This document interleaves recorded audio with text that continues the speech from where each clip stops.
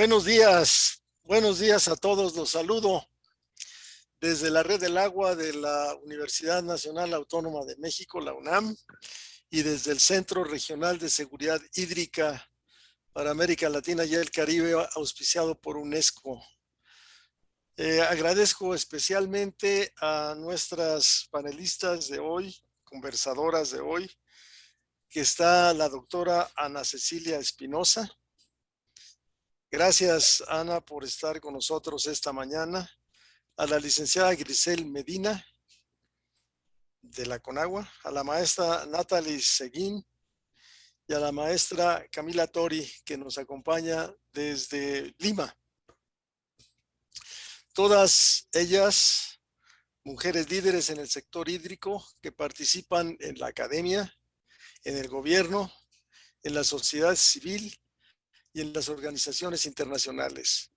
Gracias por estar con nosotros, a todo el público que nos ve desde Facebook ahora, y especialmente a nuestras amigas que van a conversar esta mañana sobre un tema muy importante, Mujeres por el Agua, y con ello conmemoramos entonces el Día Mundial del Agua, que fue el día 8 de este mes. Durante 2020 empezamos y fuimos de los primeros grupos que organizamos webinars para analizar los aspectos más importantes relacionados con la seguridad hídrica, y un poco empujados por la pandemia, empezamos a hacer una serie de webinarios y los organizamos en series, 4 series muy importantes, con 23 sesiones en general. El primero fue el agua y el COVID. Ahí estuvo Ana Cecilia, por cierto, también, en los primeros que hicimos. Hicimos otro sobre seguridad de presas, muy importante en toda América Latina, con la participación de muchas personas de América Latina. Uno sobre seguridad hídrica del Valle de México, que yo creo que es fundamental, sigue siendo un tema muy importante con la sequía que hoy tenemos y está anunciada en los periódicos del día de hoy. Y finalmente otro sobre gestión integral del riesgo, que es uno de los asuntos que tiene que ver mucho con el cambio climático. Además tuvimos 5 sesiones especiales, entre ellas un conversatorio para la presentación del MOOC, o sea, nuestro curso masivo abierto sobre seguridad hídrica, sobre la exposición también de tesis ganadoras de concurso para la mejor tesis de recursos hidráulicos. El año pasado también nos acompañaron 7,000 personas en estos eventos y otras 20,000 han revisado los resultados en nuestro canal de YouTube. A pesar de la gran oferta de eventos virtuales que existe ya desde mediados del año pasado, contamos con una amplia asistencia y esperamos que este año podamos también tratar asuntos de interés general y que merezcan la atención también de un número importante de personas. Hicimos una pausa allá en el mes de diciembre y al principio de este año para reflexionar hacia dónde deberíamos la Red del Agua y nuestro Centro de Seguridad Hídrica dirigir los esfuerzos, todavía dentro de la pandemia, pero ya empezando a una nueva vida, una normalización de la vida. A pesar de la gran oferta que había de webinars, tuvimos, como dije, una cantidad muy grande de personas asistiendo con nosotros. Esperamos que este año tengamos un mayor éxito presentando estos nuevos temas. Hoy también relanzamos nuestros webinars en un nuevo formato. Ahora transmitimos en las redes sociales para alcanzar mayores audiencias. Entonces es lo que tenemos hoy. Entonces el formato que tenemos aquí en el foro que estamos nosotros es el formato Zoom, pero en el resto estamos realmente en las redes sociales. Esta es la primera de varias sesiones. Pronto abordaremos otros temas centrales en la agenda hídrica. Una parte que tiene que ver con la agenda internacional sobre los valores del agua. Una más sobre el derecho humano al agua y al saneamiento. También tema fundamental. los instrumentos económicos para la gestión sostenible del recurso, que es un tema muy controvertido, pero creo que debemos discutirlo y debemos hablar sobre él en forma importante. Y finalmente, la seguridad hídrica en América Latina y el Caribe. Ya estamos preparándonos para hacer estas series de webinars. En particular, empezamos con este conversatorio Mujeres por el Agua, que es un asunto de lujo. Recordaba yo los principios de Dublín, que son 4. Y entre los 4 principios de Dublín está el primero, que el agua es un elemento vital y vulnerable. El segundo, que debe manejarse con la participación de todos los sectores. El tercero dice que debe manejarse especialmente con la participación de las mujeres. Yo siempre discutía que pareciera que habría una duplicidad. Si ya participan todos, ¿por qué era necesario plantear uno más sobre mujeres?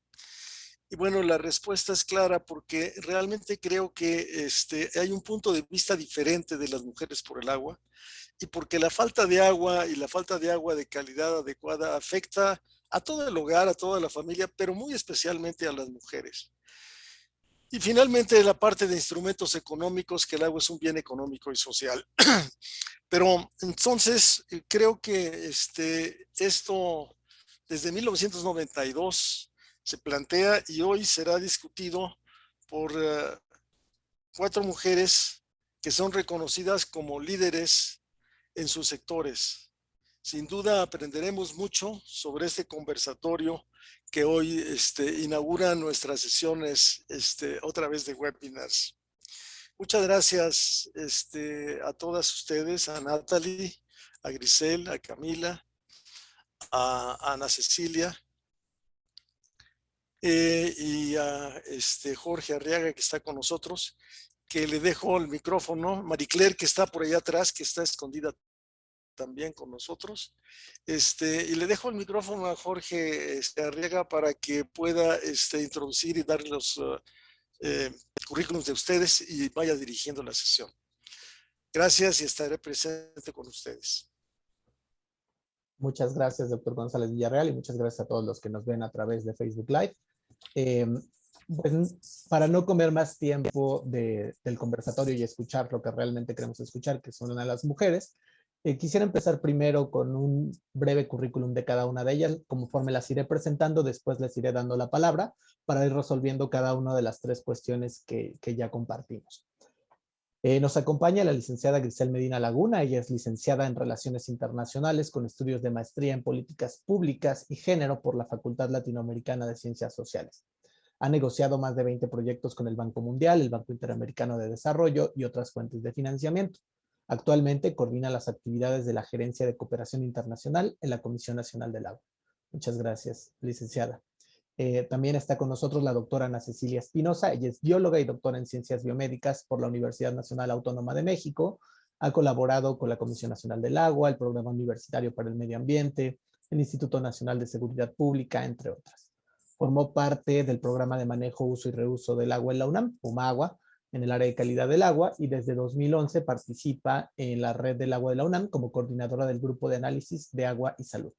Es también académica del Laboratorio Nacional de Ciencias para la Sostenibilidad de la UNAM. La maestra Natalie Segan es ingeniera en física y maestra en gestión del agua con especialidad en participación social por la Universidad de Montpellier en Francia.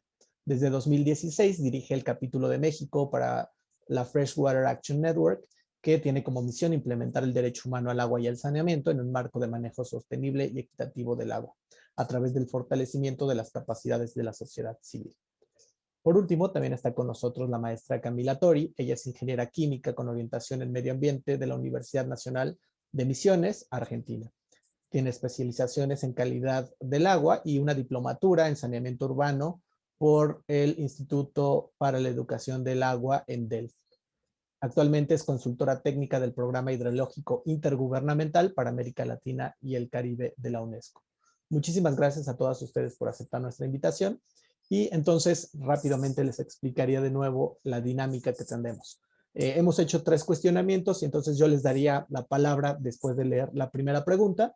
Cada una tendrá 4 minutos para contestarlos. Les avisaré cuando falte 1 minuto por el micrófono para que pues dé oportunidad de contestar todas las preguntas. y su intervención será en el orden que las presente. Entonces, primero, la primera pregunta es, ¿qué las llevó a estudiar y dedicarse profesionalmente a la comprensión de la complejidad del agua, siendo ustedes mujeres? Entonces, primero, la licenciada Grisel Medina. Con mucho gusto. Pues les platico que yo saliendo de la universidad busqué hacer el servicio social en un lugar donde se hubiera aplicación de mi carrera, porque típicamente el servicio social te pone a hacer cosas que no tienen nada que ver. Y yo había estudiado relaciones internacionales, pero siempre enfocado a temas económicos, que es lo mío. A mí me gustan mucho los números y las finanzas. Así que finalmente, después de mucho buscar, logré entrar a la Dirección de Organismos Financieros Internacionales de Nacional Financiera, donde estuve colaborando en los temas de agrícolas, proyectos agrícolas.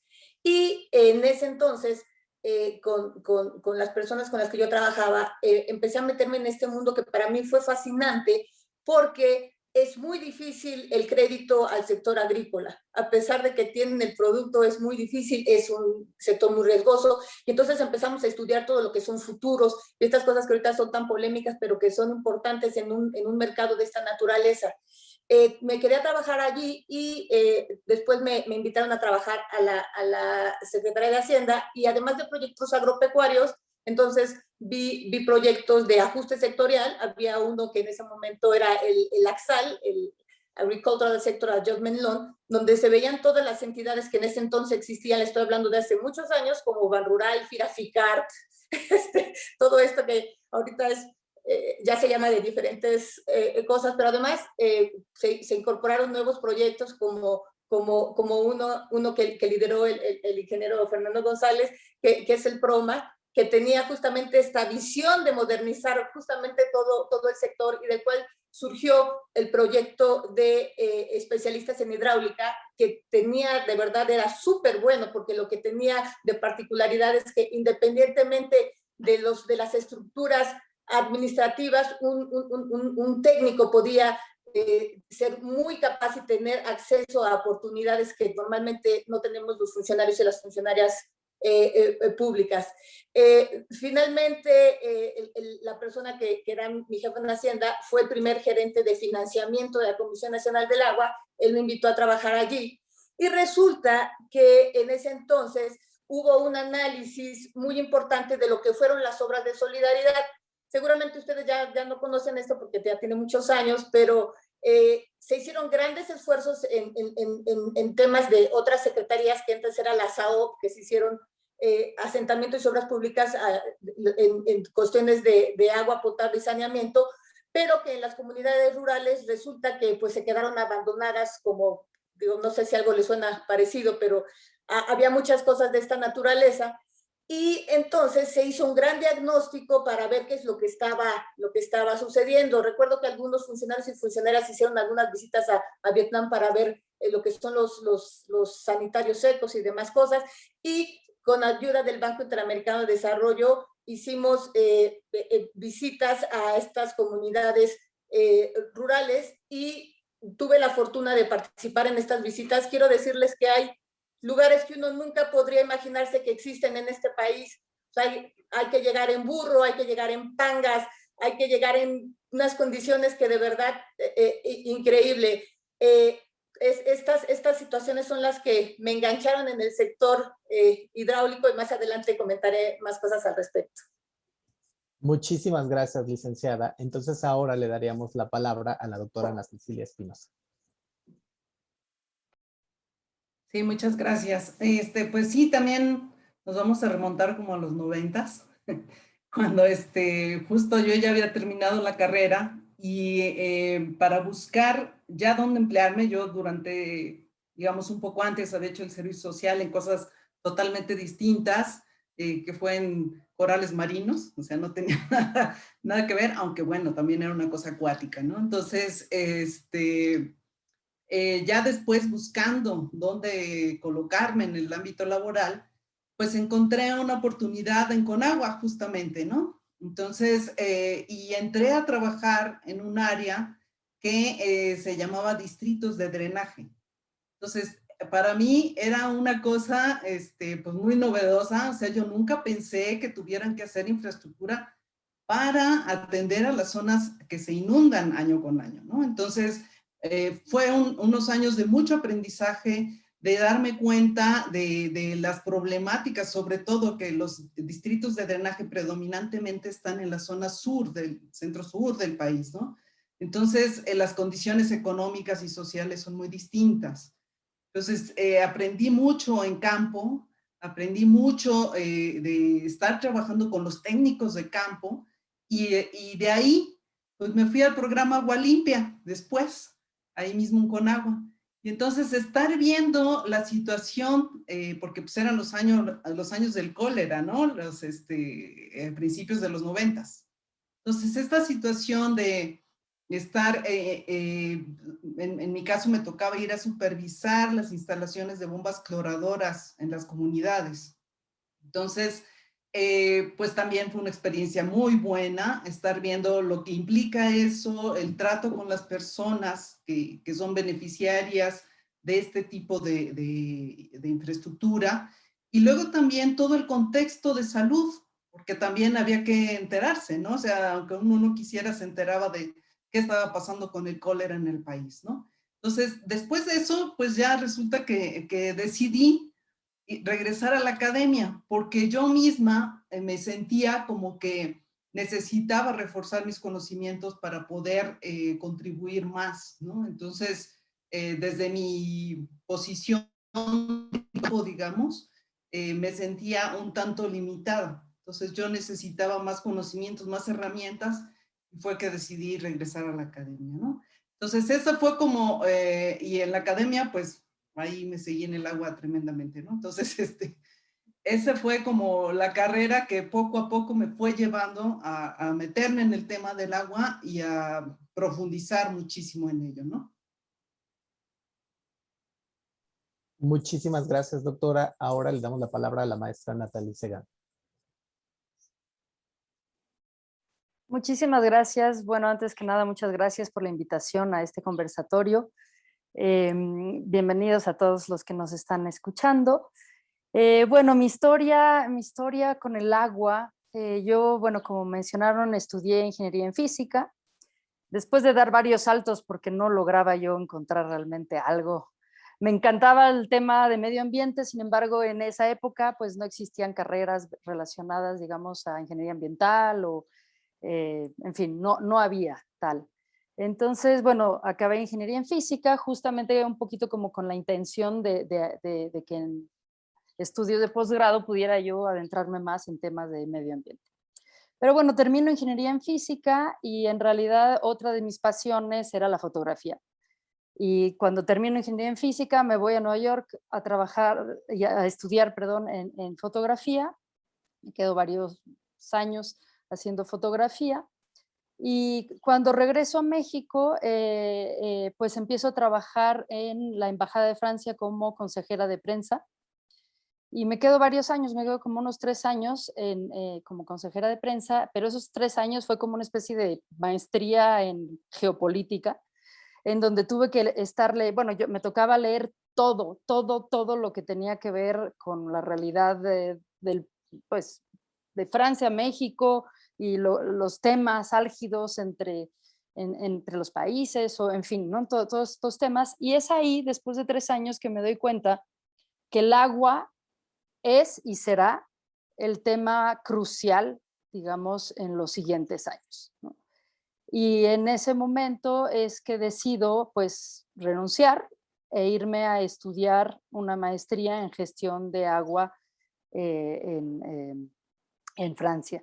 Entonces, bueno, pues estudié esta maestría, se llama gestión de agua en el medio ambiente continental, es decir, básicamente el agua dulce, ¿no? Que circula. Más bien, el agua en su fase de continente, porque sabemos que el agua es una única agua que está en circulación, ¿no? Entonces, bueno, me toca estudiar esto. Regreso y en realidad cuando termino la maestría, regreso a Nueva York en ese momento todavía, pero pues ahí es donde me buscan los de Freshwater Action Network, FAN, FAN Global en ese momento, y me buscan para ayudarles a coordinar la participación de sociedad civil en el Foro Mundial del Agua en 2006.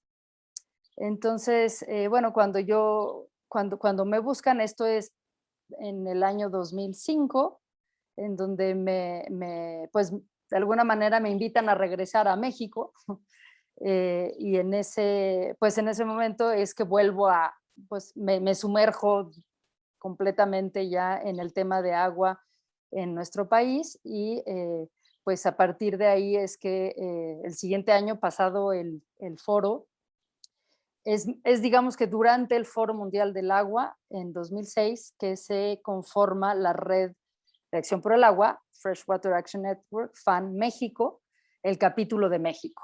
Y digamos que FAN México es el único capítulo que es de un solo país.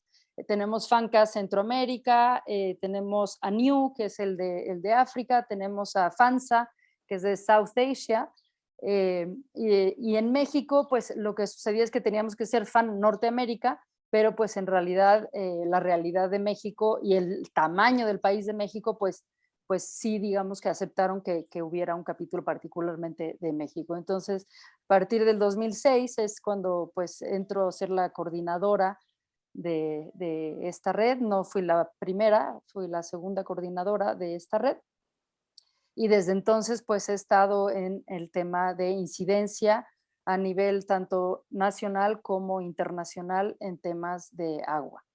Y bueno, pues vengo de una familia que le gustaba mucho viajar en coche particularmente, y viajamos muchísimo en este país, y eso también me hizo abrir como los ojos y entender las distintas realidades de este país y las grandes dificultades que tenemos todavía en cerrar las brechas de desigualdad. Entonces, bueno, pues también había como toda una veta de trabajo por la sociedad, por el bien común, y pues a pesar de lo difícil que es estar empujando una red de sociedad civil y de que nos escuchen en las distintas plataformas de toma de decisión, pues seguimos aquí trabajando en ello. Gracias. Muchísimas gracias, maestra Segan. Entonces, ahora pasaríamos a la segunda pregunta, que justamente la maestra Segan empezó a introducirla. Pues el sector hídrico es considerado un ambiente donde predominan los hombres, ¿no? Falta Entonces, Camila. Ay, perdón, discúlpame, Camila. Cierto, falta Camila. Discúlpame, Camila, maestra. Bueno, muchas gracias. ¿Qué tal? Bueno, antes que nada, bueno, muchas gracias por la invitación. Bueno, mi historia también es un poco parecida a la de las chicas anteriores. Bueno, yo nací en una zona de bosques subtropicales cerca de las cataratas del Iguazú, que es una de las maravillas naturales.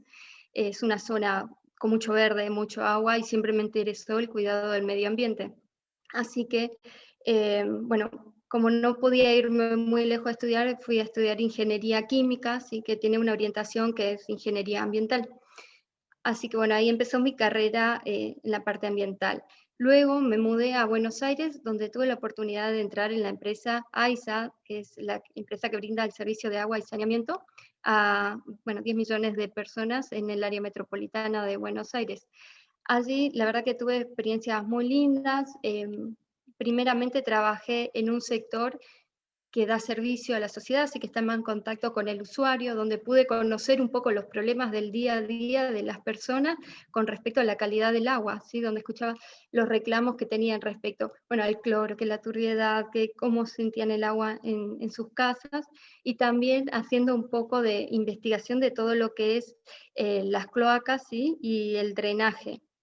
Así que bueno, ahí tuve la oportunidad de conocer un poco toda la problemática de las cañerías, los conductos, infraestructura, ¿sí? Que generalmente suelen tener muchos años, suelen incrustarse, así que bueno, estuvo muy interesante esa parte y sobre todo también el contacto con el usuario.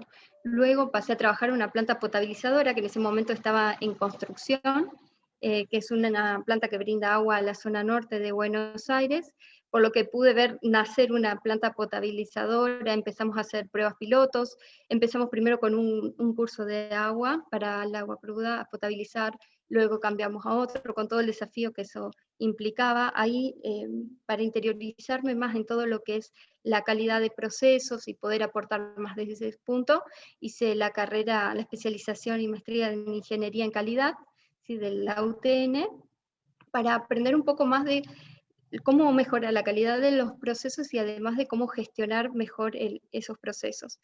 Luego pude trabajar en la parte de calidad y producción de la planta potabilizadora que está en el centro de la capital federal, en Buenos Aires, donde ya empecé a conocer otro tipo de problemáticas. Sí, es una planta de 1923, así que se imaginan todos los desafíos que representaba desde el punto de vista técnico.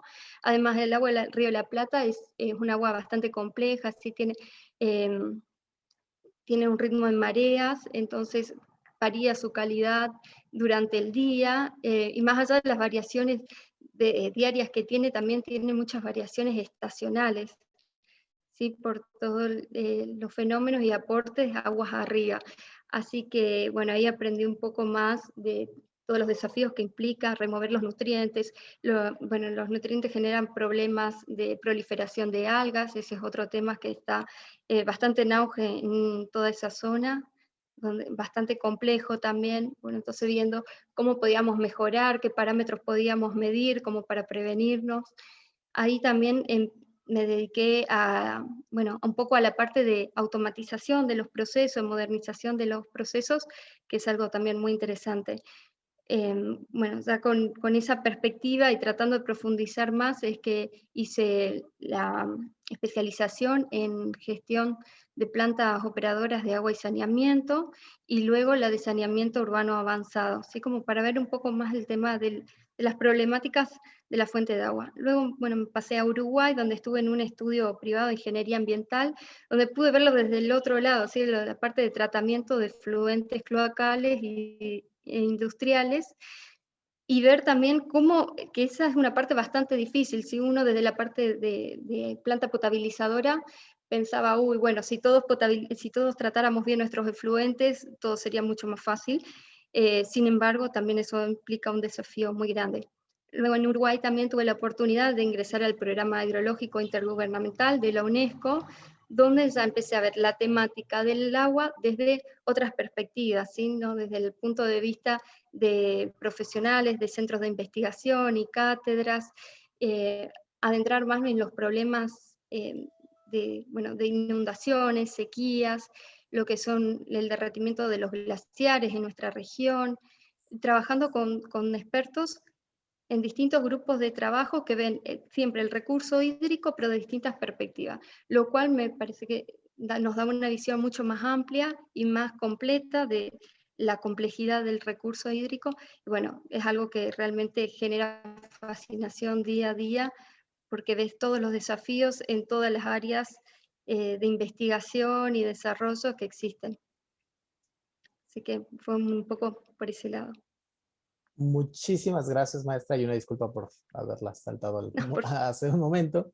Pues justamente ya que conocimos las historias de estas 4 mujeres líderes en diferentes sectores, ¿no?, y de diferentes áreas del conocimiento, nos gustaría también conocer su perspectiva sobre cuáles son los retos que ustedes como mujeres han enfrentado en un sector que pareciera más de hombres, ¿no?, en el sector hídrico.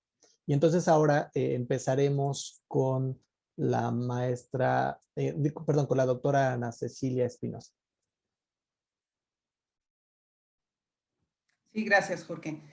Bueno, a mí uno de los retos justo fue en Conagua, porque hasta un ingeniero me dijo en alguna ocasión, ¿qué no sabes que Conagua y la CFE es de los ingenieros? Así me dijo, ¿no? Entonces, yo imagínense, bióloga y mujer y joven, entonces pues no tenía mucho de dónde progresar, ¿no? Entonces, justo mi salida de Conagua, mi ida a la academia fue como una reflexión de decir, sí necesito más herramientas de conocimiento y justo ir incrementando mi currículum para poder como competir o no tener ese pero de que pues es que eres bióloga, ¿no? O eres mujer en un ámbito de ingenieros.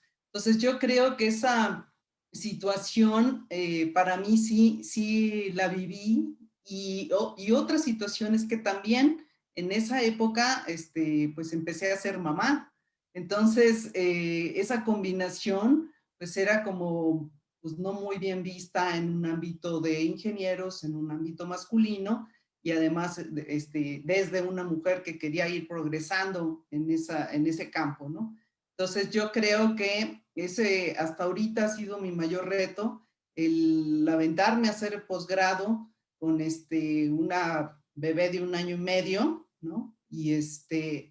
Y pues seguir tratando de progresar e insertarme en un lugar donde pudiera yo realmente influir, ¿no? Porque de alguna manera es, por un lado, hacer lo que te dicen y por otro lado, opinar qué es lo que se debe hacer, ¿no? Entonces, esa gran diferencia requiere, pues, un poquito más de inversión de nuestra parte y más siendo mujeres, porque les digo, llevamos un poco de trabajo contracorriente por esta situación, ¿no? O sea, ser mamá, ser bióloga, estar en un ámbito de hombres y y además nada más con una licenciatura, ¿no? Entonces, también todo eso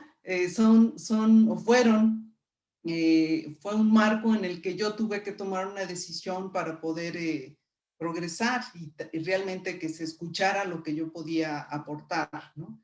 Entonces, esa parte, y también un poco construir y que me resultó muy bien, tengo 2 hijas, pero el que vieran mis hijas mi progreso, lo que estaba haciendo, el salir a campo, el saber que ellas se quedaban, pero yo regresaba, o sea, construir esa dinámica familiar en la que no es raro, o sea, no es raro que tu mamá se vaya a campo 1 o 2 semanas, no pasa nada, sí va a regresar. Entonces, eso hace que mis hijas ahora tengan también otra visión de cómo las mujeres se pueden desarrollar sin estar casados con esas limitaciones que pues históricamente y culturalmente hemos tenido, ¿no? Entonces creo que esos han sido los retos a los que más he trabajado, ¿no? Muchísimas gracias, doctora. Entonces ahora continuamos con la maestra Natalie Segan. Muchas gracias. Bueno, yo creo que Ana Cecilia acaba de tocar un punto que es como crucial, ¿no? El cómo ir cambiando la educación. Y creo que uno de los mayores retos que tenemos es justamente en la educación. Pero bueno, de eso ahondaré un poquito más cuando hablemos más como de qué nos toca, ¿no? Pero bueno, creo que en el sector de agua y saneamiento, pues los retos que tenemos como mujeres se comparten con otros sectores, ¿no? Que tradicionalmente son de hombres. ¿En qué momento se definió eso? ¿En qué momento se decidió que esos eran sectores de hombre? Bueno, todo esto tiene que ver con una cuestión de educación, con una cuestión de valores que se van heredando y que nos han llevado a unas desigualdades muy graves. Por ejemplo, los techos en los procesos de ascensión, ¿no? En instancias tanto de gobierno como privadas, las mujeres están en la base de las estructuras de trabajo, principalmente se les acepta para cuestiones secretariales, administrativas, eventualmente recursos humanos, pero en la toma de decisiones, en las direcciones, en gerencias, no, ahí no. ¿Por qué? Entonces yo me pregunto, ¿por qué no? ¿No? Porque si hoy en día ya tenemos mujeres y somos mujeres que tenemos esas capacidades, ¿por qué no? Pues porque una vez más se asume que son las mujeres que tienen que encargarse de los hijos, se asume que ellas son las que tienen que quedar en casa cuando tienen los hijos. Entonces ahí también hay una serie de asunciones que tenemos que ir rompiendo, ¿no? Otra de las grandes y graves retos son las brechas salariales. Y es así que de plano no encuentro razón alguna por qué existen. O sea, porque no hay manera. ¿Por qué un puesto de una mujer en el mismo nivel que un hombre va a tener menor salario? Eso es algo que no puede seguir existiendo y en ese sentido tenemos que pensar en las soluciones. Sectores científicos y técnicos, pues son los que históricamente han quedado muy exclusivos de hombres y peor aún, muchos de los descubrimientos que mujeres han tenido, de avances que mujeres han hecho en la ciencia, son ocultados o son literalmente robados y puestos en nombre de hombres, ¿no? Eso también hay que decirlo, y hay que estar difundiendo cada vez más los trabajos que las mujeres hacen en estos sectores específicamente, científicos y técnicos. Creo que se confunden las capacidades de liderazgo con las de mandar, con las de autoridad, incluso con las de agresividad, que son características masculinas, y ojo, no de hombres. Quiero decir masculino y no de hombres, porque hay hombres que pueden ser perfectamente sensibles, que comunican empáticamente, y creo que eso es muy importante mencionar, ¿no? O sea, no se trata de seguir imitando esta forma de liderar, ¿no? que es mandando y autoritaria. Esa no es la que tenemos que imitar nosotras las mujeres. Muchas de las mujeres de décadas pasadas han tenido que imitar estas características para poder ascender a esos puestos. Pero hoy en día tenemos que entender que la forma de liderar es en colaboración, es en comunicación, es con empatía. Y eso, hombres y mujeres, tenemos totalmente la capacidad de hacerlo. Lo que pasa es que se ha privilegiado una forma de ver las cosas que son racionales, que son prácticas, que son duras, que son secas, y no forzosamente funciona siempre y para todo. Por supuesto que es importante tener racionalidad, por supuesto que es importante tener un cierto forma de autoridad, pero esta no tiene que ser ni impositiva ni agresiva, ¿no? Tenemos que aprender a liderar de otra manera, y creo que las mujeres podemos ser líderes que generan e invitan a esta nueva forma de liderar. Esto no, insisto, esto no es hombres o mujeres, es una forma tal vez un poco más sensible, un poco más comunicativa, un poco más femenina en ese sentido, y no por eso un hombre va a cambiar su sexualidad por ser femenino, no. Es simplemente tener estos dos elementos en mente, y no es una lucha de género, una vez más, es cómo podemos sacar el mejor provecho de nosotros como seres humanos, y cómo, o sea, el reto que tenemos ahorita las mujeres sin duda es enorme, porque por décadas hemos sido minimizadas, dejado de lado, y eso no puede seguir. Eso nos queda clarísimo, que como seres humanos, mujeres y hombres, tenemos mismas capacidades en términos profesionales. Tal vez tenemos formas distintas, pero creo que ambos podemos aprender unas de otros, ¿no? Gracias. Muchísimas gracias, maestra Natalie. Antes de darle la palabra a la maestra Tori, les recuerdo que pueden hacer sus preguntas a través del chat y nosotros se las formularemos a las panelistas. Ahora sí, maestra Tori, por favor. Bueno, en mi experiencia personal, el mayor reto que tuve como mujer también en una planta potabilizadora fue justamente el tema de que en las áreas de producción históricamente hay más hombres, ¿no? Entonces la mayor dificultad que he encontrado fue la comunicación con estos hombres, sobre todo los hombres mayores, que tienen muchos años de trabajo en este tipo de planta, en el que no están acostumbrados a ver una mujer de repente caminando por la planta, ¿sí? Eso es algo que les choca, les cuesta mucho tratarte como a un par. Si le das una opinión técnica, es como que, bueno, lo dudan, miran y lo analizan, quizás con 3 vueltas más que si lo hubiera dado un hombre.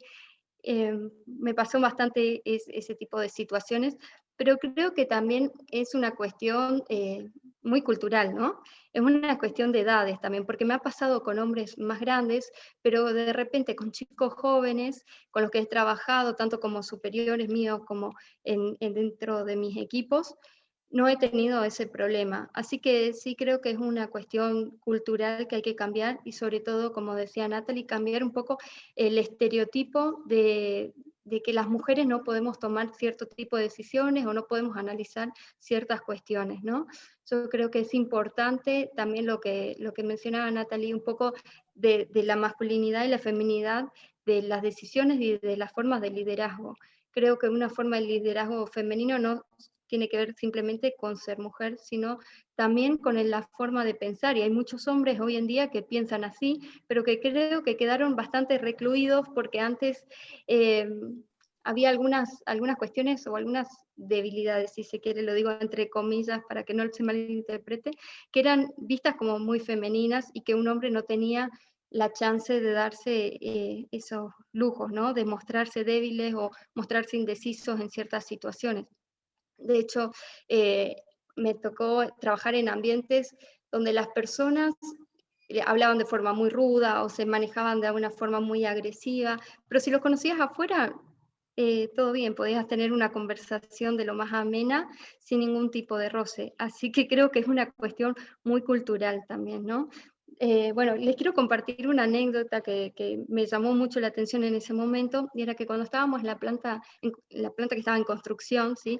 Construyéndose el túnel que justamente iba a llevar agua desde el río Paraná Las Palmas hasta la planta, que es un túnel de 15 kilómetros y 3,6 metros de diámetro, o sea, había 2 tuneladores gigantes haciendo esa obra, y bueno, todos queríamos ir a visitarla, obviamente. Así que fuimos con un equipo de trabajo, y cuando estábamos bajando de la obra, vienen uno de los mineros y dicen, a mi compañera y a mí nos dicen, por favor, chicas, mujeres no. Bueno, había sido que dentro de la creencia de los mineros subterráneos está muy arraigado el hecho de que las mujeres no pueden ingresar bajo tierra, ¿sí? Pero una cuestión sumamente cultural y de creencia. Por suerte pudimos, hablando con las personas allí presentes, ingresar, ver la obra desde dentro, la verdad una obra súper interesante y que me hubiera lamentado mucho perder la oportunidad de hacerla.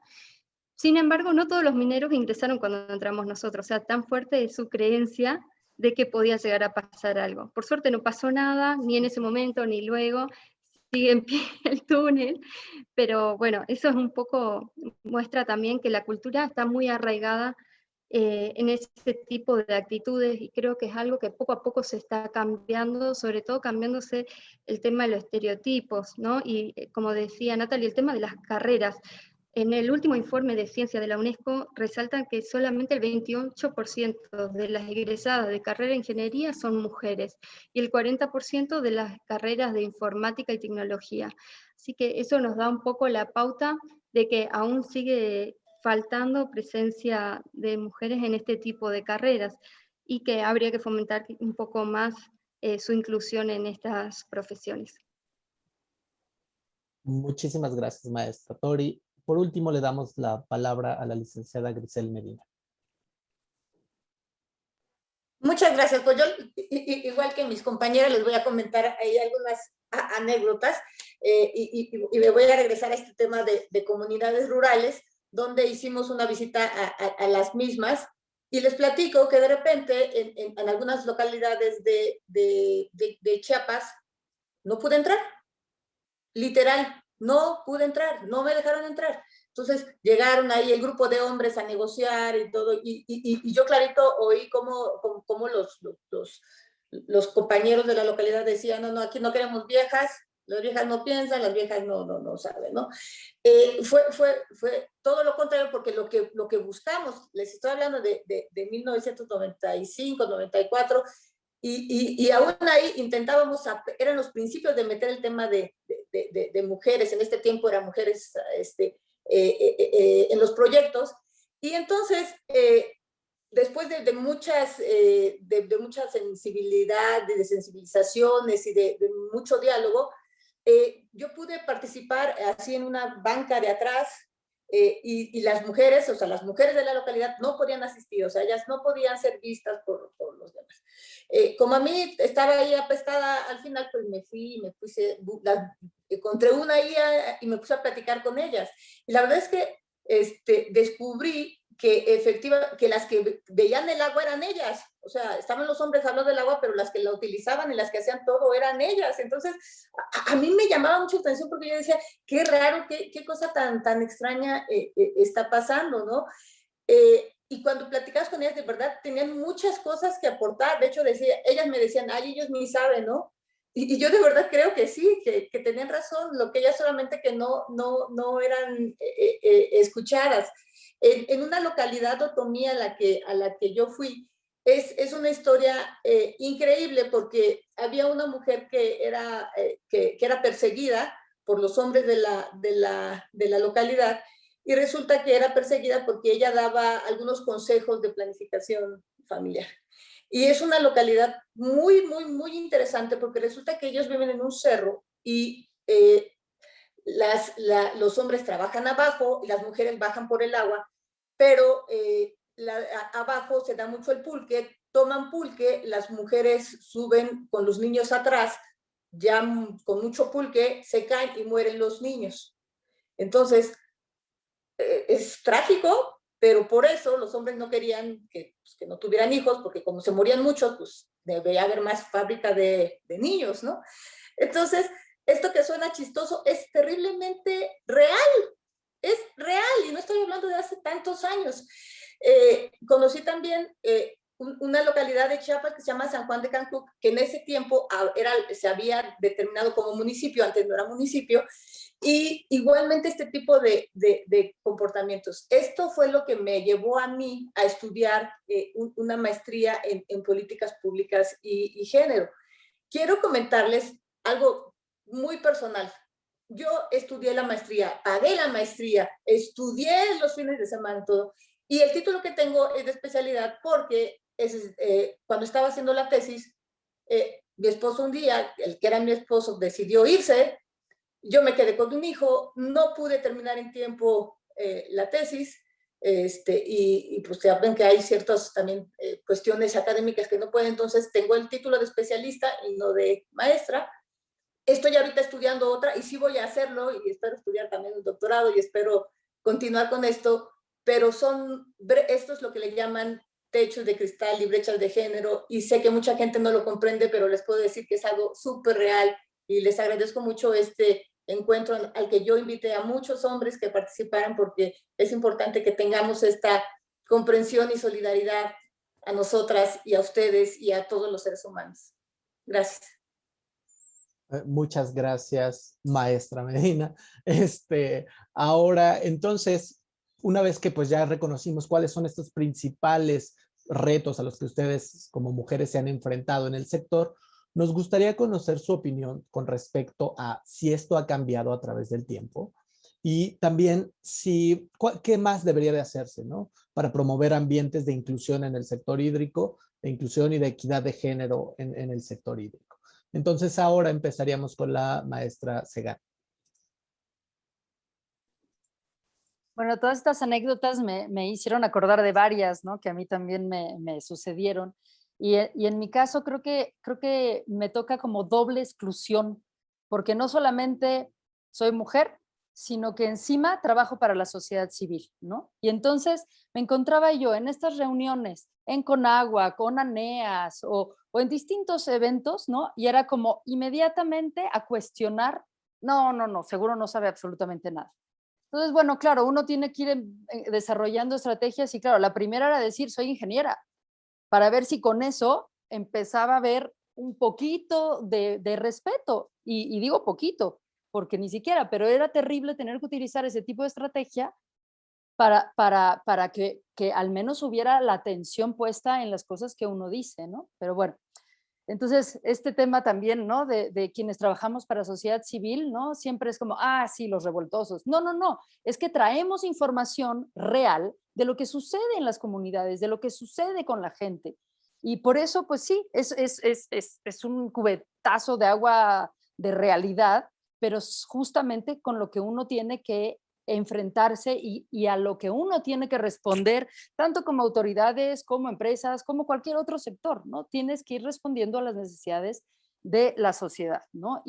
¿Cómo lo mides? Pues solamente a nivel comunitario. Es ahí donde verdaderamente te das cuenta si están funcionando o no las cosas. Entonces, bueno, pensando en qué hacer, ¿no? ¿Qué hacer? Bueno, yo lo encapsularía como en tres aspectos. Una, cotas. Lo siento, ni modo.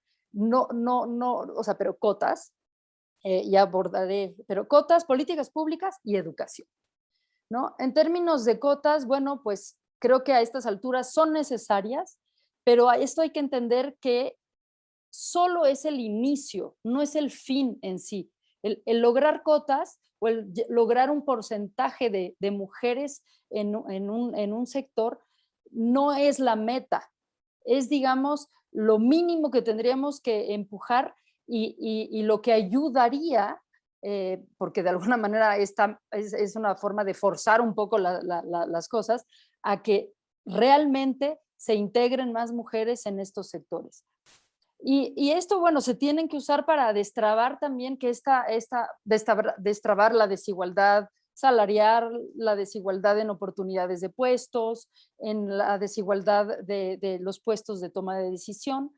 Y cuando me refiero a estos puestos de toma de decisión, me refiero a todos los niveles. Como bien lo mencionó Grisel, o sea, en comunidades es, creo yo, en donde principalmente necesitamos que las mujeres tengan un voto y una voz en los comités de agua. ¿Por qué? Porque son finalmente en estas zonas de menor acceso al agua y saneamiento que sufren los mayores impactos, ¿no? Las mujeres son, como ya lo dijo Grisel, las mujeres son las que se encargan de asegurar el agua en los hogares. Si las personas se enferman en estos hogares por mala calidad de agua, son las mujeres que están cuidando a los niños o incluso a los maridos.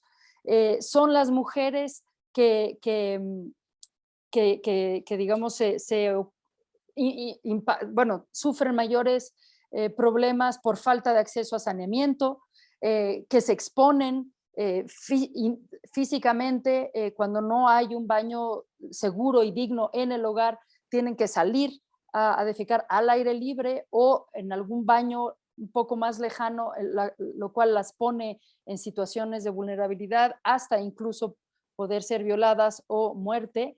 El tema de los periodos menstruales, eso también es súper importante. La falta de acceso al agua en hogares, en escuelas, en espacios laborales, genera ausentismo o incluso abandono escolar, ¿no? Es una de las grandes razones por las cuales las adolescentes abandonan la escuela, la falta de acceso a un sanitario limpio en escuela que funcione, ¿no?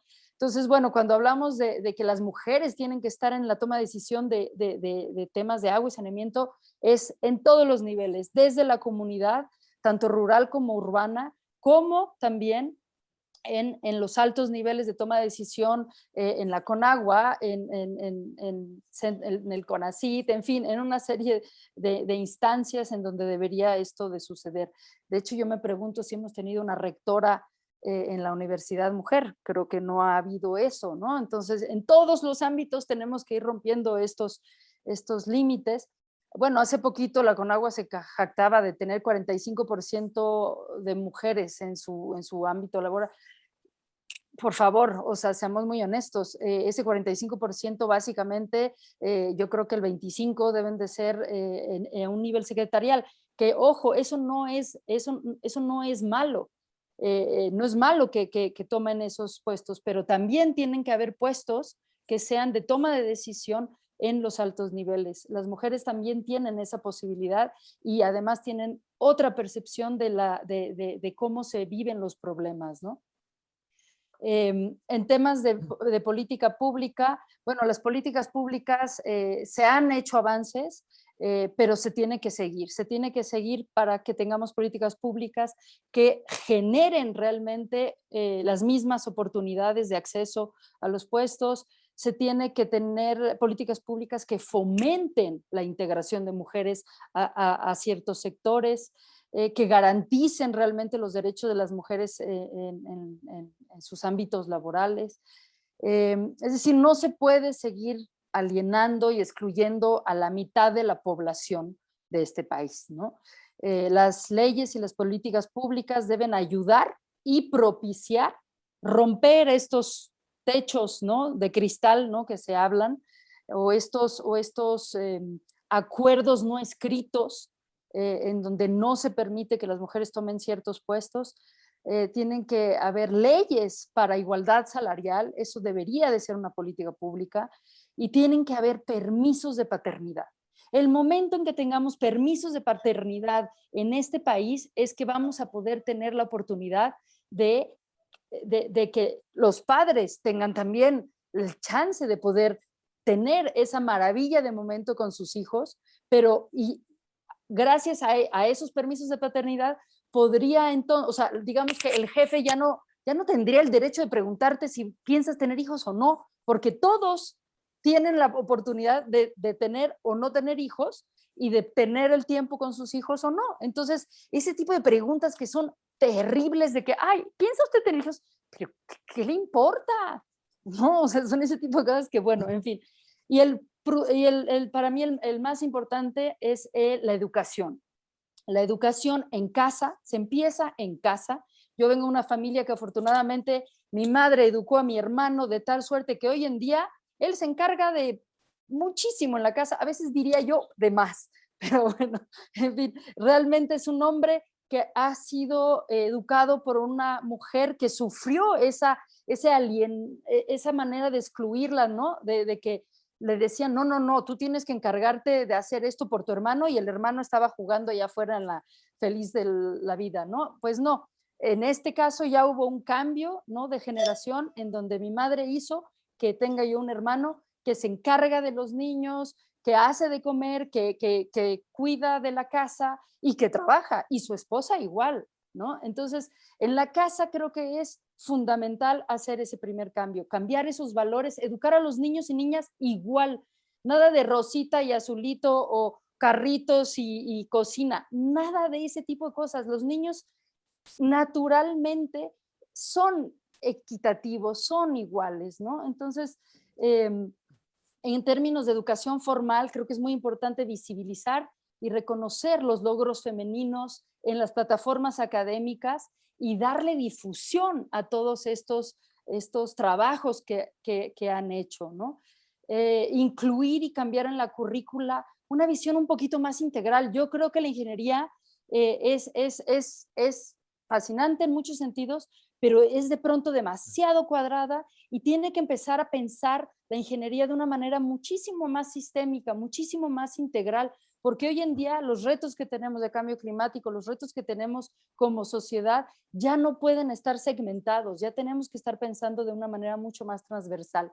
Y bueno, finalmente, y reitero, se debe de entender que esto no es una lucha de géneros, sino de valores con los que se ha educado, con los que se legisla, con los que se actúa en una toma de decisión que tiene que cambiar. Y tenemos que cambiar esos valores para que realmente tengamos una sociedad igualitaria. Muchas gracias. Sí, sí, sí. Bueno, estos valores, no, estoy pensando en esta parte de los niños. Es que hace poquito vi un estudio que hicieron de unos niños, ¿no? En donde los hacen hacer trabajos en conjunto, niño y niña. Terminan de hacer el trabajo y al final les dan una gratificación, ¿no? Un vaso lleno de galletas o algo así, y a la niña la mitad, ¿no? Y los niños mismos se quedan como, esto no es posible, ¿no? Entonces, por eso me refiero de que la naturaleza del ser humano no es desigual. Lo generamos y lo creamos y lo perpetramos. Entonces, ¿cómo podemos combatir la desigualdad? Empezando por nosotros mismos en ir identificando dónde están nuestros roles. Insisto, tampoco se trata nada más de los hombres. Aquí las mamás, las abuelas han también perpetrado un sistema que no es igualitario, ¿no? Entonces nos toca a todos y todas poder hacer ese cambio, porque la naturaleza del ser humano no es desigual, ¿no? Gracias. Muchas gracias, maestra Sagán. Ahora le damos la palabra a la maestra Camila Tos. Bueno, yo también pienso que lo primero que hay que hacer es tener políticas laborales que permitan la equidad de género, ¿no? Sobre todo la licencia de maternidad, paternidad. Creo que es algo que nos ha pasado a todas, estar en una entrevista y que venga la pregunta incómoda de ¿querés ser mamá? Y decir, ok, digo la verdad o miento, porque sé que no me van a dar el trabajo. Si tuviéramos la misma licencia, tanto hombres como mujeres, sería mucho más igualitario, mucho más justo. Y además también le daría la oportunidad a los hombres de encargarse de esta tarea que conozco muchos hombres que de hecho se lamentaban de tener tan pocos días de licencia, ¿sí? ¿No? Hay muchas personas que le gustarían estar más con su chico en los primeros días. Entonces creo que es algo que no tendría que quedar solamente recluido a países como Suecia, Islandia, Finlandia. Bueno, ahora España también está implementando esto. En los países de la región, la mayoría de la licencia de paternidad son de 2 a 14 días. O sea, es inaudito y es muy poca la proporción incluso de hombres, estuve leyendo que un 20% de hombres toman esa licencia por paternidad. Y eso es una cuestión ya de presión social y de, bueno, cómo se va a ver que me quede yo en casa cuidando al bebé, ¿no? Una cuestión de estereotipos. Creo que si logramos licencias iguales tanto para hombres como para mujeres, vamos a allanar muchísimo el campo laboral para todas las mujeres. Después, por otro lado, creo que es súper necesario un cambio cultural en las organizaciones. Bueno, estas son dos cuestiones quizás transversales, no solamente de los recursos hídricos, sino en todos los ámbitos, ¿no? Pero es muy importante tener una cultura organizacional que favorezca, no que favorezca a la mujer, sino que le permita ocupar puestos de igual manera que cualquier hombre, que tengas políticas para en caso de algún acoso, de alguna agresión, que puedan reclamarlo, que puedan denunciarlo y no sentirse perseguida luego, en la que las instalaciones y todo sea visualizado como para no generar diferencias, sino incluirnos a todos. Creo que eso es sumamente importante y algo en la que muchas compañías que conozco están trabajando, pero en la que todavía hay bastantes cosas por hacer, ¿no? Hay que concientizar más, sensibilizar a las personas, como les comentaba, en mi caso que había muchos hombres mayores, bueno, capacitarlos para que incluyan a las mujeres, para que salgan de esa zona de confort y digan, ok, sí, ahora voy a tener compañeras mujeres, y van a ser mujeres y van a haber mujeres jóvenes también, ¿sí? Eso me parece sumamente importante. Después, también, como mencionaban antes, contar con la participación de mujeres, pero no solamente con su presencia, sino una participación activa, ¿sí? Tener cantidades similares de hombres y mujeres, pero que además puedan participar en la toma de decisiones, que puedan decir sus opiniones, que puedan estudiar los casos, que puedan acceder a las áreas más complejas, si se quiere. Antes existía una limitación que era que en las áreas de producción estaba muy orientada a los hombres, también por una cuestión, bueno, de las maquinarias que se manejaban, ¿sí? Las maniobras de válvulas, por ejemplo, muy grandes, era muy difícil de realizar quizás por una mujer, pero hoy en día eso ya se está cambiando, la automatización del proceso la verdad que ayuda muchísimo, así que creo que eso es una limitante que va a dejar de existir, así que también hay que dejar de mirar que hay ciertas áreas, como sobre todo producción y mantenimiento, que son de hombres, sino incluir a mujeres en todas las áreas. Bueno, después por último, hay muchos temas, ¿no?, para hablar de esto, pero tomar decisiones también basadas en la evidencia, ¿no? Medir, contabilizar, ver cuántas mujeres hay en las áreas. Hay muchos indicadores que se están desarrollando con desglose de sexo. Me parece sumamente importante implementarlos, contabilizar cuántas mujeres tenemos en cada área y poder analizar un poco cuál es la causa a raíz de esa diferencia, ¿no? Y qué acciones podemos tomar. Hay una cuestión cultural muy fuerte que es importante que vayamos un poco sanándola y ya desde el hogar, ¿no? No generar diferencias entre niñas y niños, eso es sumamente importante. Recuerdo que a mí me han regalado un jueguito de niña de una cocinita, bueno, realmente no me gusta la cocina, pero eso es algo que genera como una cierta tendencia, ¿no? Generar una igualdad ya desde la casa, en los centros educativos, deshacernos un poco de todos los estereotipos de, bueno, esto es de mujeres y esto de hombres, me parece importante. Así que yo creo que voy un poco de la mano con todo lo que dijo Natalie, no me quiero extender demasiado, pero bueno, esa es mi opinión al respecto. Muchísimas gracias, maestra Tori. Le damos la palabra entonces a la maestra Grisel Medina. Gris. Sí, muchas gracias. Perdón, es que se estaba poniendo acá la batería. Sí, pues quiero comentarles que yo sí creo que hay un avance en estos temas y creo que hay un gran avance. Les quiero platicar que ayer me tocó trabajo en la casa y estamos en el lugar donde hay internet, está mi hijo enfrente y yo. Y resulta que ayer fue el llamado de un día sin ellas y no fueron las compañeras de mi hijo, no tomaron clases. Y entonces un maestro dijo, uy, pues lo siento por ellas porque este tema es muy importante. Y lo vi, yo lo oí, que todos dijeron, no, maestro, no maestro, por favor, o sea, no avancen en el tema. Y de verdad, créanme que me emocioné tanto porque es eso, o sea, como dice Natalie, no es una lucha, no estamos peleando con nadie, o sea, trabajemos juntos y vamos hacia adelante. Quería compartírselo porque para mí fue algo súper importante. Rápidamente, lo que yo creo es que sí tenemos que hacer políticas públicas y yo sí creo en las acciones afirmativas. Hay mucho debate sobre el tema, mucha gente se enoja, pero yo sí creo que hay temas que sí tienen que ser de manera temporal, pero que sí se tienen que instrumentar. Creo completamente en la planificación participativa, en las consultas a mujeres. Creo que se requiere presupuesto para hacer cosas. Podemos decir muchas cosas, pero si no hay presupuesto no podemos hacer nada. Y entonces es una retórica pues, terrible porque decimos una cosa pero hacemos otra. Se necesita dinero para hacer cosas. El gobierno no puede solo. Necesitamos apoyarnos en otros sectores y en la academia, por supuesto. O sea, no, el mundo no es del gobierno, somos muchos actores que tenemos que estar ahí involucrados. Como parte de estas acciones afirmativas, ahora pues en las reglas de operación que este año ya ha habido varios esfuerzos pues, por justamente hacer énfasis en comunidades indígenas, afromexicanos, comunidad LGTB, esas cosas deben de quedar visibilizadas. Yo también coincido que al principio yo decía, pero ¿por qué hay que dejarlo explícito? No, sí hay que dejarlo explícito. Es importante dejarlo explícito.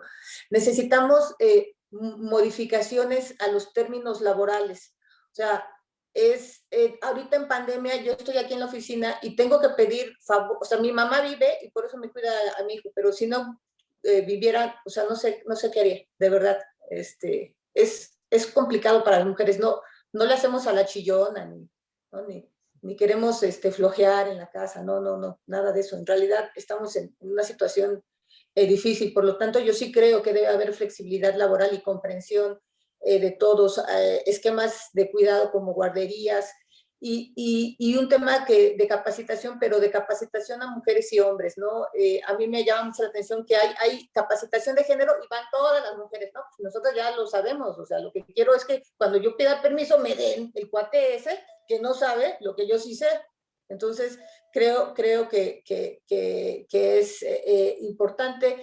Y el último punto que quiero comentar, y también que hay muchas personas que de verdad se enojan mucho, el lenguaje incluyente. He tenido debates así fuertes, hasta incluso con personas que quiero con todo el corazón, pero sí es importante señalar hombres y mujeres, porque hombres y mujeres somos diferentes. Y yo puedo platicar en carne propia comunicados donde dice que se invita a los funcionarios y a las esposas, por ejemplo, ¿no? O esas cosas que ustedes no se dan cuenta, pero sí existen y sí son reales y sí se sienten. Esas serían mis aportaciones. Muchísimas gracias, maestra Medina. Y antes de pasarle la palabra a la doctora Ana Cecilia Espinosa, les recordamos a las personas que están en Facebook que estamos compartiendo una liga para registrar su asistencia y puedan tener derecho o acceso a una constancia si así lo requieren. Doctora Ana Cecilia Espinosa.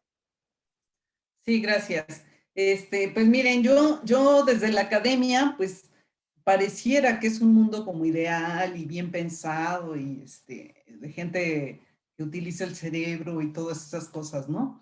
Pero la verdad es que hay unas cosas terribles y terribles no solamente en el ámbito de las mujeres, sino también cuestiones de discriminación y cuestiones de clasismo. O sea, hay problemas que se entretejen entre ellos, ¿no? Entonces, en particular para el tema de las mujeres, una de las cosas en la que coincido mucho con Natalie es lo de los liderazgos femeninos. Actualmente han incrementado el número de directoras en los centros de investigación y facultades de la UNAM. Sin embargo, se nota mucho este liderazgo masculino. O sea, realmente sí son directoras y qué bueno, pero todavía se siente y se ve, se percibe ese liderazgo masculino. Yo creo que hay que trabajar mucho en eso y digo, no es gratis, no es gratis, porque incluso el sistema de evaluación que tenemos en los ámbitos académicos te orillan a eso, ¿no? O sea, no importa que tengas hijos, no importa que hayas tenido que cuidar a tu mamá con demencia senil, o sea, eso no importa, tienes que producir artículos, tienes que hacer que se titulen estudiantes, etcétera, etcétera, ¿no? Entonces, y esa parte, por ejemplo, los académicos, pues no la tienen tan apropiada, ¿no? Digamos, entonces se te califica, se te evalúa igual sin considerar, sin tomar en cuenta esas cuestiones que por supuesto impactan en tu quehacer académico, ¿no? Entonces, yo creo que esto de liderazgo es algo en el que hay que trabajar muchísimo, muchísimo, y que nuestras directoras, a pesar, ya es un logro que hayan llegado a esos sitios, pero sí tendrían que trabajar mucho en hacer más sensible ese puesto para incluir a todos, ¿no? Y ser muy, muy empáticos con la situación de las mujeres en academia, ¿no?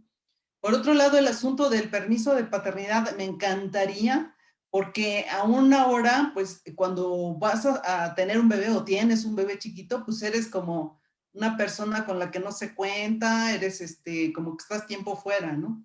Entonces, y los jefes, sean mujeres o sean hombres, se comportan igual, o sea, no es no es una situación de que, es que tengo jefa y me entiende, no, se comportan igual, ¿no? O sea, no te toman en cuenta por un periodo de tiempo en el que estás amamantando muy de cerca con tu bebé, o incluso durante el embarazo, ¿no?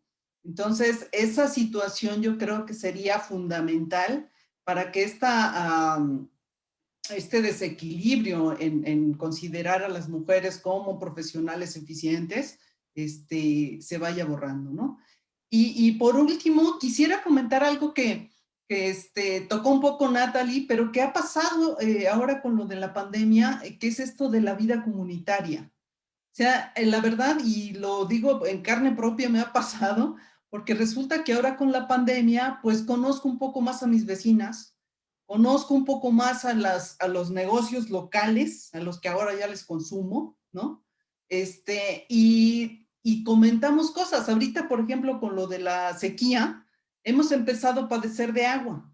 Entonces, el comentar con vecinos, el comentar con el señor de los jugos de la calle de enfrente, con la fondita que está al lado, este tipo de cosas, es decir, le está faltando agua o sea, antes no lo hacíamos. Ahora que estamos en casa, o al menos yo no lo hacía, yo nada más iba y venía del trabajo, ¿no? Entonces, conozco más gente, tengo más interacción con el del mercado que me trae a mi casa las cosas. Entonces, hay una serie de cosas que han surgido a partir de esta pandemia y que yo creo que no hay que dejarlas perder. Esta vida comunitaria, aún en una ciudad tan caótica como la nuestra, yo creo que es algo que debemos capitalizar, ¿no? En torno al tema del agua, porque creo que nos va a ayudar a enfrentar las situaciones que hay y que se vienen, ¿no? Entonces, me parece que por ahí serían las cosas que hay que hacer. Muchas gracias, doctora. Todavía tenemos unos cuantos minutos para las preguntas del público y unas reflexiones finales de su parte. Han recibido muchísimas felicitaciones a través de las redes sociales, pero en particular hay 3 preguntas que me gustaría que pudiéramos reflexionar.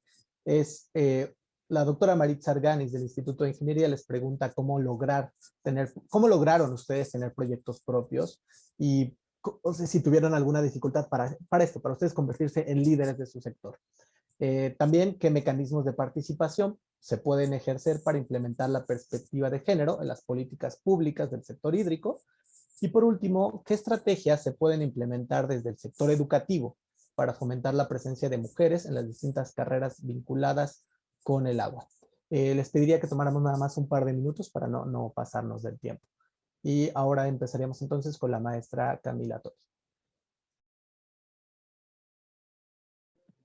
¿Qué tal? Bueno, muchas gracias por las preguntas. Bueno, la primera pregunta, ¿cómo hizo una? Creo que, bueno, con mucho esfuerzo, claramente, ¿no? Pero superando todo ese tipo de desafíos. Y creo que hay muchas, así como hay muchas personas que todavía diferencian a las mujeres, también hay personas que van entendiendo nuestro rol y que van conociendo también cómo pensamos, la manera en que podemos colaborar, y son las que luego te promueven y te ayudan a ir creciendo laboralmente. Por lo menos ese fue mi caso, en la que he tenido jefes hombres, pero que me han evaluado, me han felicitado como cualquier otro compañero, y también ellos son los que me han promovido de un cargo a otro, ¿no? Así que creo que hay un poco de comprensión de esa parte. También mostrar, bueno, de qué somos capaces, ¿no? No quedarnos calladas, sino mostrar y insistir y responder y proponer y incluirse, meterse en todo el tipo de actividades. Me parece que eso es importante, es no quedar rezagada por decir, uy, bueno, me dijeron que soy mujer y que qué puedo opinar, no. Simplemente ir y decir, bueno, mira, mi opinión es esta, con respeto, ¿no? Y teniendo en cuenta también las opiniones de los demás, pero creo que de esa manera uno puede conseguir más cosas también. También, bueno, como comentaban, a veces nos pasa que como mujeres también tenemos que dar el espacio a las otras mujeres, ¿no? Si vemos que hay alguien que está ahí tímida, o que no sabe si integrarse o no al equipo, animarla, ¿no? Nosotros como mujeres darle el ejemplo y animar a las otras personas. Me pasó una anécdota cortita que quiero compartirles, que yo explicaba un poco el recorrido dentro del laboratorio en la planta potabilizadora, y había un grupo de niños, ¿no? Y de repente una nena me hacía muchísimas preguntas y estaba como muy interesada, y se da vuelta y le dice a la compañera, yo voy a ser ingeniera. Y fue como, ah, qué bueno. Es como con el ejemplo es donde uno siembra una diferencia, ¿no? Una diferencia cultural, que creo que es lo que tenemos que fomentar en todos los aspectos en donde estemos, nuestros roles como madres, como esposa, como compañeras, como colegas, dentro del ámbito laboral. Y yo creo que eso, un poco siempre seguí esa filosofía, y lo que me ha ayudado también a ir superándome dentro de esta profesión. Luego, la segunda pregunta, ¿me la vuelves a repetir, que me recuerdo la tercera? Los mecanismos de participación para ejercer la perspectiva de género en las políticas hídricas. Bueno, yo creo que hay que, como le comentaba antes, allanar el camino en lo que son cuestiones de cultura organizacional y de condiciones laborales, ¿sí? Hacer mucho hincapié en eso y trabajar en eso, capacitar a las demás personas, y ir viendo también cuáles son las problemáticas, ¿no? Las problemáticas son particulares también, creo que de cada ámbito, de cada sector, de cada cultura, de cada región, ¿no? Porque con lo que comentaban en México, no sé si en Argentina sería igual, no lo creo, pero bueno, tener en cuenta también esas diferencias e ir fomentando igualdades y políticas que incluyan a todos. Y la tercera, ¿qué será? En el ámbito educativo. Como En el ámbito favorecer la educativo. participación de mujeres en carreras relacionadas con el agua. Bueno, un poco como comentaba el caso de esta niña, ¿no? De no hacerle creer que hay diferencias entre carreras masculinas y femeninas, sino fomentar a todos por igual, tanto niños y niñas. Yo creo que las carreras de ingeniería son carreras muy interesantes, apasionantes, y que lastimosamente solamente una baja proporción de la población se decide a estudiar una carrera de ciencias, ¿no? No únicamente ingeniería, sino bueno, también biología, física. Es poca la proporción de personas que se dedican a estudiar este tipo de profesiones, que son súper lindas, muy gratificantes, y la verdad que te da un sentido de pertenencia y de poder brindar soluciones muy grandes, ¿no? Y yo creo que es importante inculcar eso ya desde pequeños, de mostrarles que es importante medir, analizar los resultados, a todos los niños, tanto niños como niñas, ¿no? Y sobre todo, bueno, eliminar los estereotipos y no considerar que hay algo que las niñas puedan hacer y los chicos no, o al revés, ¿no? Muchas gracias, maestra Tori. Maestra Grisel Medina, y sí, vamos a ser un poquito estrictos con el tiempo para terminar justo a la hora. Sí, muchas gracias. Voy a ser muy rápida. Yo creo que esto de las carreras del agua también tiene que ver con justo con una percepción de nosotras mismas, ¿no? Yo he visto que afortunadamente ya en estas generaciones es muy diferente, ya no es los niños ven este tema y las niñas esto, sino es ¿Qué quiero? ¿Qué me gusta? ¿Qué quiero ser en el futuro? ¿Qué es lo que me apasiona? Y creo que si como padres y madres tenemos esta perspectiva, puede cambiar mucho todo. Mecanismos de participación para incluir la perspectiva de género, pues simplemente tomar en cuenta esas opiniones. Si la persona que ve el agua la utiliza, la trabaja, ¿no? Pues pregúntale qué se le ofrece, ¿no? No la dejes ahí sin considerarla. ¿Y cómo lograron tener proyectos propios? Bueno, en mi caso está fácil porque pues, lo dice el reglamento, pero la verdad es que yo creo que esa es una lucha de todos los días, ¿no? Permanecer es cada vez más difícil y en esa estamos. Muchas gracias. Muchísimas gracias, maestra Medina. Ahora le damos la palabra a la doctora Ana Cecilia Espinosa. Gracias. Bueno, en cuanto a lo de los proyectos propios, bueno, personales sí, pero ya en el ámbito laboral, yo creo que más bien no hay que pensar en proyectos propios, hay que pensar en la interdisciplina justo para que haya una mayor comprensión de las cosas, ¿no? O sea, una comprensión y una perspectiva más amplia de cómo atender los problemas, ¿no? Entonces, no es mi proyecto y yo solita lo desarrollo y lo resuelvo, no. Tengo que hacer equipos de trabajo de diversas disciplinas, incluso si es posible integrar a diferentes actores para que realmente los problemas del agua, de quienes los pueden asesorar y de quienes los están viviendo, puedan avanzar. Entonces, me parece que el asunto de los proyectos propios debe irse borrando, más bien, ¿no? O sea, ese es como lo que a mí me gustaría, ¿no? En cuanto a las políticas públicas, justo eso, escuchar a quienes tienen que hablar sobre el asunto, ¿no? Y tomar en cuenta sus opiniones, porque muchas veces es, pues sí, la dejamos hablar, pero olvídate, ni lo incluyas, ¿no? O sea, no lo tomes en cuenta porque es una ama de casa. Entonces, yo creo que es importante, o sea, darle la relevancia a todas las personas que tengan que decir algo sobre el tema, ¿no? O sea, ahí sí debemos actuar como parejos, ¿no? Y por último, en las escuelas, yo creo que es muy importante, bueno, uno no dejarlos fluir a los niños, realmente presentarles las opciones y dejarlos fluir, pero por otro lado, el papel de divulgación de quienes se dedican a estas cosas es fundamental. O sea, que vean a una mujer ingeniera que puede estar en una presa, etc. O sea, que vean que es posible, ¿no? Que eso existe, que no se limiten por lo que ven o les dejan ver, ¿no? Entonces, este papel de la divulgación por parte de los que se dedican a diferentes áreas en el tema del agua, yo creo que es muy importante y que no lo minimicemos, porque a veces cuando te dicen es que es una plática para una secundaria, dices, ay no, eso ni puntos me va a dar. Entonces, lo desprecias. Y es fundamental que vayamos sembrando en las generaciones venideras estas inquietudes, ¿no? Muchas gracias, doctora. Para finalizar, la maestra Natalie. Muchas gracias.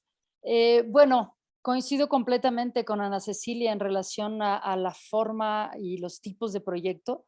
Creo que tenemos que tender cada vez más a la integralidad, a la interdisciplinaridad, a la colaboración.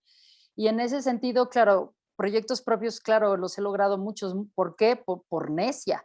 O sea, porque creo en mí, porque estoy convencida de mis principios, de valores, ¿no? O sea, es lo que me empuja, ¿no? Entonces, lo primero creo es decir, bueno, aunque sea diferente la forma de pensar, aunque esté yo proponiendo algo que es totalmente distinto a lo que se ha venido haciendo, creer en ello y empujarlo como tal. Y en ese sentido, es ahí donde también el trabajo colaborativo es muy enriquecedor porque, bueno, vas viendo de pronto pues si hay flaquezas o si hay cosas en las que sí te estás equivocando, ¿no? Y entonces, en ese sentido coincido plenamente, ¿no?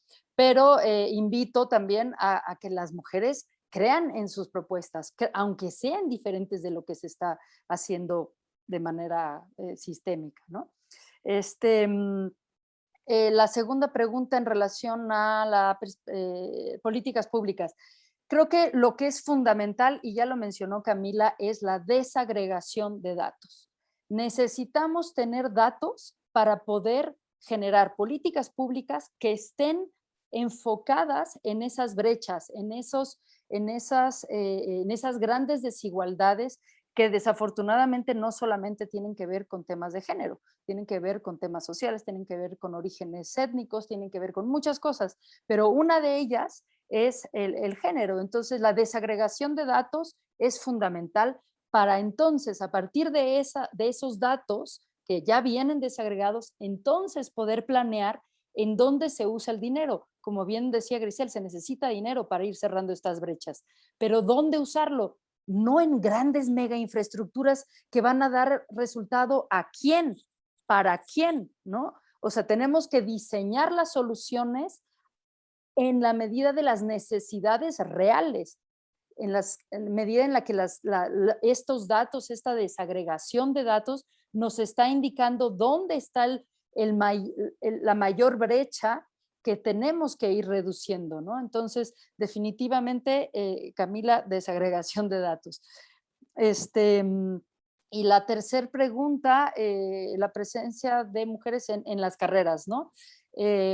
Bueno, yo creo bueno, como bien decían, en realidad todas las carreras deberían de ser para todos, de la misma manera que las niñas deberían de ser bienvenidas en las carreras técnicas, científicas, los niños también deberían de ser bienvenidos sin prejuicios en todas estas carreras de danza, de arte, de no sé, ¿no? O sea, igual, ¿no? Parejo, pero pues es muchísimo más la exclusión desde estos principios de valores que se han perpetrado en esta sociedad, en donde las niñas quedan fuera. Entonces, como universidades, por un lado, creo que tendrían que invitar, dando también los argumentos adecuados para ello. Es decir, mencionar, las mujeres están en el centro de los impactos de la carencia de agua y saneamiento. Necesitamos de mujeres que vengan y estudien y trabajen en estos temas para entonces tomar decisiones que sean más adecuadas a la experiencia de una mujer, ¿no? O sea,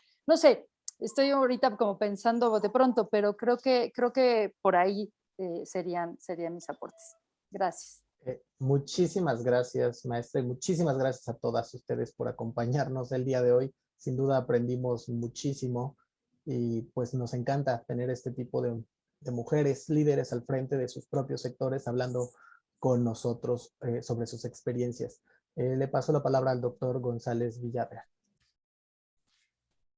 Mil gracias a todos los que nos escuchan esta mañana y especialmente mil gracias a Ana Cecilia, a Grisel, a Natalie y a Camila por este conversatorio realmente apasionante, muy educativo para mí. He aprendido mucho en esta mañana, se los agradezco mucho. Y particularmente creo que a partir de esto, creo que necesitamos diseñar en nuestra red del agua y también en el Centro de Seguridad Hídrica actividades y políticas que se conformen a mucho de lo que se dijo aquí. No pretendo hacer un resumen, pero escuché con mucha atención los problemas del liderazgo y creo que es un asunto fundamental. Necesitamos hablar más de liderazgo. También alguna de las preguntas es cómo puede una mujer tener su proyecto propio. No es un proyecto propio, es que sea líder de un proyecto interdisciplinario, como bien lo dijo también Ana Cecilia. Pero es un problema de liderazgo y que se confunde con la masculinidad. Y yo creo que es un asunto fundamental que necesitamos seguir atacando. Vamos a hacerlo en lo que hagamos en la red, les ofrezco que haremos eso. Y el otro asunto que me llama mucho la atención, porque tengo dos hijas y dos hijas que se criaron conmigo, es el asunto del permiso de paternidad. Compañeros de trabajo en Europa, yo estuve presente cuando ellos tomaron el permiso de paternidad y sus esposas conservaron sus mismos horarios de trabajo. Me llamaba la atención y creo fundamental realmente que podamos promover algo que tenga que ver con eso. Finalmente, quizá una última reflexión es que tenemos una contradicción muy grande cuando hacemos encuestas, y Ana Cecilia algo ha visto de esto cuando trabajamos juntos en la universidad, es que hacemos una encuesta y vemos que te preguntamos qué calidad del servicio tienen en su casa. Y normalmente la que contesta la encuesta o el que contesta la encuesta nos dice que tienen un buen servicio. Pero cuando vemos cuáles son las características del servicio, nos damos cuenta que es horrible. Ahorita dijeron que ya no tienen agua, no tienen agua las 24 horas del día. No podemos tomar agua potable del grifo. Hay días enteros en que tenemos que estar esperando, y eso lo hacen las mujeres, esperando las pipas a que lleguen y darles un soborno al que maneja la pipa para que les deje un poquito de agua. Y esa opinión yo creo que no llega al los medios políticos decisorios, porque no estamos dedicando, en mi concepto, la cantidad de recursos que requiere el dar un buen servicio de agua y preservar nuestra calidad del agua de nuestros ríos y de nuestros lagos. Pero yo creo que es la opinión precisamente que venga de las mujeres el que puede cambiar la situación. La que realmente sufre el problema de un mal servicio de agua. Entonces vamos a tratar de ver cómo podemos hacer que se escuche esa voz que aquí se oyó. Es decir, bueno, a las que más afecta un mal servicio de agua es precisamente a las mujeres. Vamos a tratar de hacer algo más de eso. Les ofrezco desde luego el espacio de la red del agua y de nuestro centro de seguridad hídrica para poder hacer llegar a todo el mundo lo que ustedes han planteado aquí, que yo creo que es no solamente en beneficio de las mujeres, sino de todos. Yo creo que en conjunto podemos hacer mejores cosas y vamos a tratar de que los resultados y las conclusiones de este conversatorio permeen y sean parte de nuestra agenda de trabajo de todos los días. Les agradezco muchísimo, Jorge, Marie-Claire, que no se quiso mostrar. Quizá ese es uno de los problemas. No volverá a pasar. Marie-Claire tiene que tener su cara enfrente. Muchas gracias a todos los que participaron precisamente en este conversatorio en forma directa y a los que nos escucharon también. Gracias y espero que nos veamos ya todos los miércoles a las 11 para seguir con nuestra comunicación de webinar. Gracias a todos. Gracias. Hasta Muchas luego. gracias, Fernando. Muchas por las gracias. palabras. Gracias, Dátil. Espero seguirlas viendo. Chao. Hasta luego. Muchas gracias. Hasta luego. Hasta luego. Muchas gracias a todos y los esperamos en el Festival Virtual del Agua el próximo lunes 22 de marzo para justamente conmemorar el Día Mundial del Agua con muchas actividades, dentro de ellas una específica sobre el derecho humano al agua e igualdad de género. Esperamos ver ahí a todos y a todas. Muchísimas gracias por acompañarnos y hasta luego. Hasta luego. Hasta luego.